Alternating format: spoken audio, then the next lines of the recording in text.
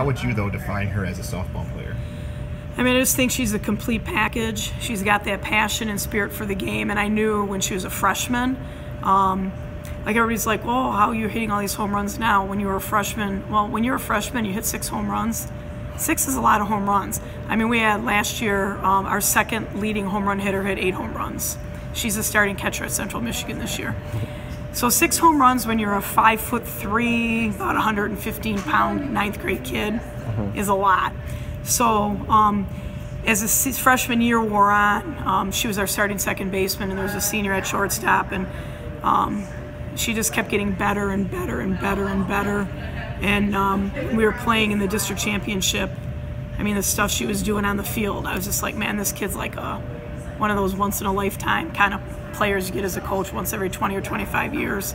And a lot of it's just, she has a very, like, quiet confidence, and you can tell, like, she's out there, she loves what she's doing, she doesn't get rattled.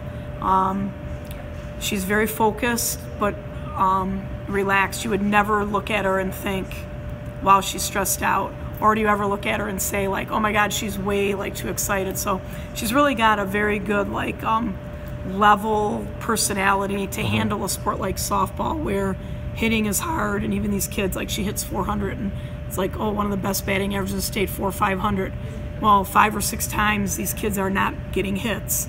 So she's always very positive and just kind of takes one thing at a time, which is very important. I think most successful athletes take it one pitch at a time, really. They stay in the moment. She's not thinking ahead, and she's not thinking about, oh, my last at bat, where you see a lot of kids that struggle hitting because they had a bad at bat, so now they're struggling because their last at bat was bad.